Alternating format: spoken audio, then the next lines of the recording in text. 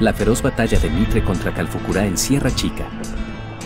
El entonces coronel Bartolomé Mitre, al mando de 800 hombres, fue rechazado entre el 30 y el 31 de mayo de 1855 por los aborígenes cerca de Olavarría. El control del sur bonaerense por los Pampas duró 7 años más.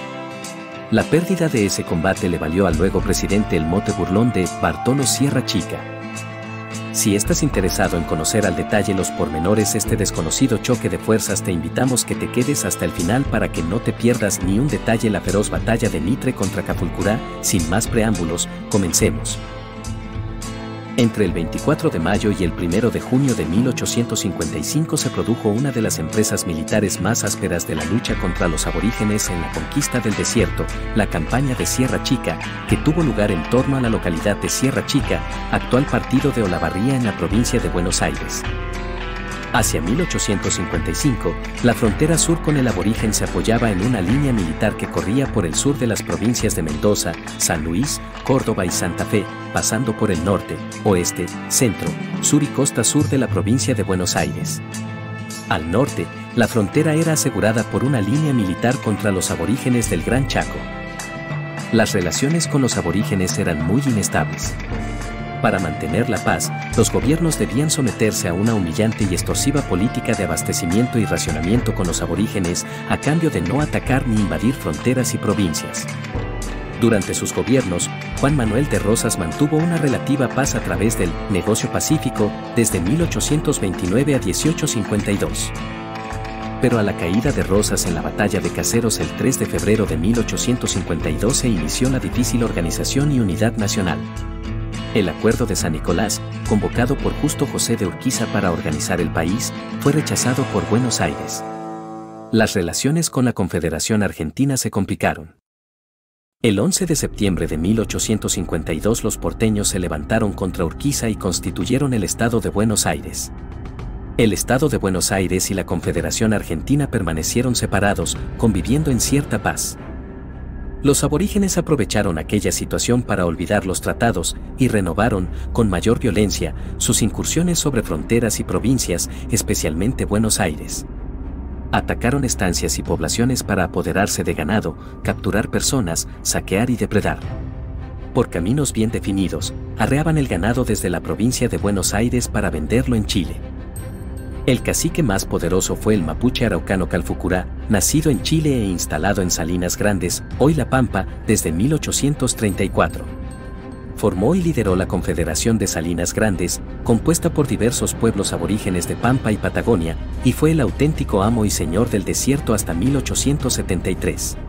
Político astuto y hábil diplomático, aprovechó las desinteligencias de nuestros gobiernos y logró beneficiosos tratados. Hasta fue aliado del presidente de la Confederación Argentina Justo José de Urquiza.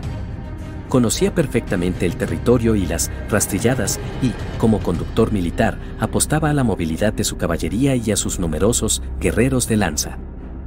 Luego de Caseros, la frontera bonaerense sufrió ataques cada vez más violentos y constantes. Entre 1852 y 1853, Calfucurá atacó Bahía Blanca y el sur de la provincia, mientras que Catriel y Cachul, olvidando sus tratados con Buenos Aires, depredaron Azul. A principios de 1855, Calfucurá, Catriel y Cachul invadieron la provincia con 5.000 aborígenes. Arrasaron el partido de Azul, se apoderaron de numeroso ganado, se llevaron varias personas cautivas y asesinaron a 300 pobladores. Quien asumió el desafío de responder a aquella invasión fue el ministro de Guerra y Marina del Estado de Buenos Aires, coronel Bartolomé Mitre, veterano de la guerra contra Rosas y del conflicto contra la Confederación Argentina, destacado periodista y, anteriormente, legislador provincial, ministro de Gobierno y canciller del Estado de Buenos Aires.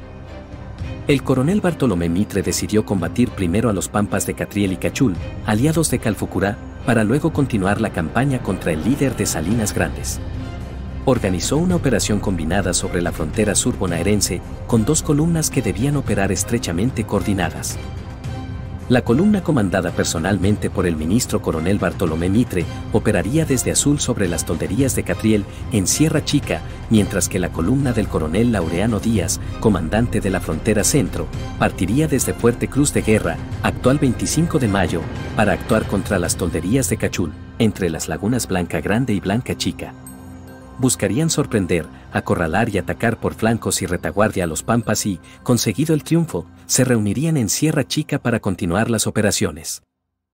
El coronel Mitre partió desde Azul en la noche del 27 de mayo de 1855. Sus fuerzas, 800 hombres, se componían de tropas de coraceros, del Batallón 2 de línea y de cazadores del Batallón 1 de línea, más guardias nacionales y aborígenes. Un corresponsal de La Tribuna destacó que el ministro prometió asegurar las fronteras sin que lo detengan los rigores de la estación ni las penurias de una guerra monótona y salvaje. La marcha se realizó casi siempre de noche. El 29 se dirigió por la noche hacia Sierra Chica para sorprender a las tolderías de Catriel en la madrugada del 30. La columna atravesó territorios prácticamente desconocidos. El corresponsal de La Tribuna señaló el mal estado de los caminos y el mal servicio de las postas, que el frío y el hambre atacaban muy de cerca y que, si no faltó para comer la carne, el agua hizo gran falta. Por errores de los vaqueanos, las tolderías de Catriel se hallaban más alejadas de lo previsto, equivocación que fue determinante para el éxito de la expedición, según el coronel Mitre. A las primeras luces del 30 de mayo, las fuerzas del coronel Mitre avanzaron sobre Sierra Chica, pero el sorpresivo ataque de madrugada ya se había frustrado, una línea considerable de indios se presentó a defender las tolderías. El coronel Mitre dispuso que la infantería debía iniciar la ofensiva y la caballería apoyar y decidir el ataque, así se podría controlar el campo de batalla y neutralizar la rápida caballería y el orden circular de la táctica aborigen. Hacia las 8 de la mañana del 30 de mayo comenzó el combate de Sierra Chica. El coronel Mitre distribuyó sus fuerzas, pero la apresurada caballería se desplegó sobre la marcha, arrastrando a guardias nacionales y aislando la infantería. Ante dos cargas de los Pampas rechazadas por los coraceros, la Guardia Nacional retrocedió, provocando confusión y desorden. Los aborígenes aliados de Buenos Aires cargaron sobre los toldos, pero la caballería atacó por su cuenta, confiada en una fácil y rápida victoria. No obstante, las fuerzas de Buenos Aires arrollaron a los Pampas, los empujaron hacia sus toldos y los desalojaron, arrebatándoles numerosos caballos. Pero la fuerza atacante se quebró, pues sus componentes se dispersaron y separaron en fracciones que arreaban los caballos capturados, seguían la lucha o saqueaban los toldos. El ataque se diluyó en acciones sin coordinación. Los Pampas de Catriel contraatacaron, aislaron y rodearon a las fracciones, provocando una encarnizada lucha cuerpo a cuerpo. La columna fue rodeada y sometida a permanentes y rápidos ataques desde todas direcciones. Los Pampas impusieron la movilidad de su caballería y sus acciones de guerrilla. Mitre señaló que los indios amagaban frente, flancos y retaguardia en caballos de una superioridad incontestable, con los cuales corrían fácilmente por los flancos, evitando cuando les convenía el choque. Los caballos de los porteños se dispersaron, dejando las tropas a pie, mientras, según Mitre, los indios se retiraban y volvían al combate cabalgando soberbios caballos de refresco. En la confusión, el capitán Emilio Vidal, herido con 4 lanzazos y 2 balazos, y sin caballo, se defendió a sable contra 5 aborígenes, logrando salvarse. Si llegaste hasta acá, te invitamos a que nos colabores con tu suscripción para lograr que esta clase de contenidos llegue a más personas. Sin más pausas, continuemos. Mitre se puso a la defensiva para salvar sus fuerzas. Sus hombres, todos a pie, se retiraron a una sierra aislada, donde los Pampas los rodearon y sometieron a escaramuzas. Mitre pensó lo peor: el número de indios que nos circundaba, sus alaridos salvajes y su ardor, hacían concebir la idea de un contraataque. Al anochecer del 30 de mayo, aparecieron a la distancia las hordas de Calfucurá. Las fuerzas porteñas permanecieron, según Mitre, en la incertidumbre y sobre las armas toda una noche opaca y lluviosa donde no cesaron los alaridos de los bárbaros que nos circundaban. El 31 de mayo continuaron las escaramuzas y las guerrillas y el avance de las fuerzas de Calfucurá, mientras nosotros, reducidos por todo alimento a carne de yegua, sin más agua que la que brotaban algunas vertientes de la sierra, resueltos a sostener el puesto hasta el último trance, informó Mitre. En la noche la columna comenzó la retirada. La maniobra se realizó de noche y a pie, desde el primer jefe hasta el último soldado, observando el mayor orden y silencio, destacó. Finalmente, llegaron a Azul en la mañana del 1 de junio, después de sufrir toda clase de privaciones, y peleando con un enemigo fuerte y decididamente valeroso, observó el corresponsal de La Tribuna. Las fuerzas de Buenos Aires sufrieron 16 muertos y 23 heridos y perdieron todos sus caballos y buena parte del equipo. Por su parte, la columna del coronel Laureano Díaz partió el 24 de mayo de 1855 desde el Fuerte Cruz de Guerra para combatir a los Pampas de Cachul. Aquel jefe era veterano de la guerra contra el Imperio del Brasil, 1825 a 1828, y de la guerra contra Rosas. La columna del coronel Díaz se componía de 600 hombres, con apoyo aborigen. El 30 de mayo llegó a las tolderías de Cachul, pero las encontró sin aborígenes combatientes, pues se habían retirado a Sierra Chica para reforzar a Catriel. Los días 30 y 31 de mayo fue rodeado y atacado por numerosas fuerzas del Gran Calfucurá. Según el coronel Díaz, nos dieron el ataque por los 4 frentes donde se empeñaron fuertes guerrillas, pero no sufrían nuestras cargas. Si bien la columna del coronel Díaz logró rechazarlas, su comandante no pudo perseguirlas ni alcanzó a unirse a las fuerzas del coronel Mitre. Se retiró y llegó a Estancia del Saladillo en la madrugada del 1 de junio. El coronel Mitre reconoció que la campaña no dio los resultados esperados para pacificar la frontera de Buenos Aires, pero se recuperó la iniciativa y la actitud de combatir al aborigen en sus tolderías. Destacó que ya se conocía el olvidado camino del desierto y que se adquirió en la pelea experiencia de que carecían nuestras tropas en una guerra enteramente nueva para ellas. Durante la campaña, sus comandantes destacaron la falta de caballos. Sus fuerzas y sus vaqueanos desconocían el territorio y la logística resultó deficiente.